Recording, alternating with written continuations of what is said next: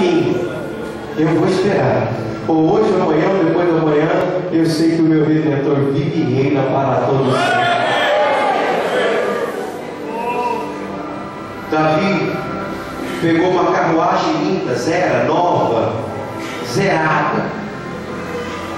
Deixou a carruagem linda, colocou ouro em volta, colocou flores, gritou: usa! Vem! Montaram na carruagem e foram lá buscar a arca. Ai, meu Deus do céu! Ele estava com pressa. Na carroça vem mais rápido. Pega e bota na carroça, acelera e traz. Na hora que ele colocou a arca na carroça, e a carruagem começou a andar com os bois que estavam puxando, a Bíblia diz que a carruagem passou no buraco e ela pendeu para um dos lados. Na hora que ela pendeu para um dos lados, Uza estendeu a mão. Quando ele estendeu a mão para segurar na carruagem, na arca, o pior aconteceu. Pastor, mas ela ia cair no chão. Foi uma boa ação. Aprenda: se as suas boas ações não estiver alinhada com a palavra de Deus, ela não tem valor espiritual. Pode ser uma boa ação, mas está alinhada com a palavra de Deus? Ai, eu quero fazer, que eu vou fazer. Mas peraí, está alinhada com a palavra de Deus? Não, está alinhada com a palavra de Deus. As suas boas ações tem que estar em conformidade com a palavra, alinhada, porque aí ela vai ter um peso espiritual que você não tem noção.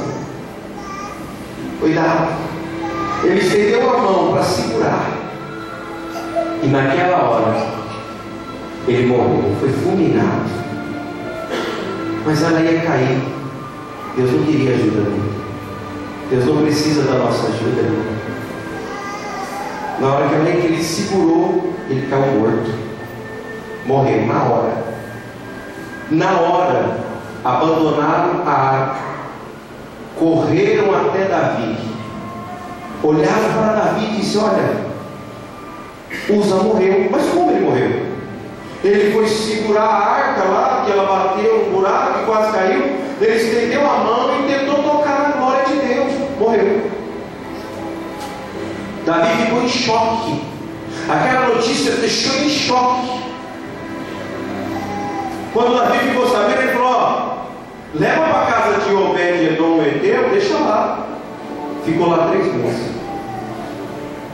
3 meses. E ele entrou diante de Deus e foi querer saber por que aquilo aconteceu, a raiz daquele acontecimento. Você já entrou diante de Deus? Porque quando o crente ele vê que está acontecendo algum problema na vida dele, ele fica assim: onde eu estou errando, hein? Aonde eu estou errando? O que eu fiz de errado? Meu irmão, entra na presença de Deus, chora. Fala com Deus, fala: Senhor, será que eu tenho legalidade comigo?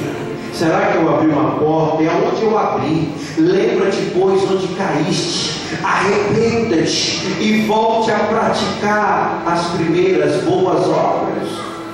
Porque quando não, fala com Deus, entra no teu quarto, no teu cantinho de oração, e ali você começa a orar, fala: Deus, qual foi a brecha que eu abri? Porque o inimigo entrou e tocou nesta área. Deus vai te revelar.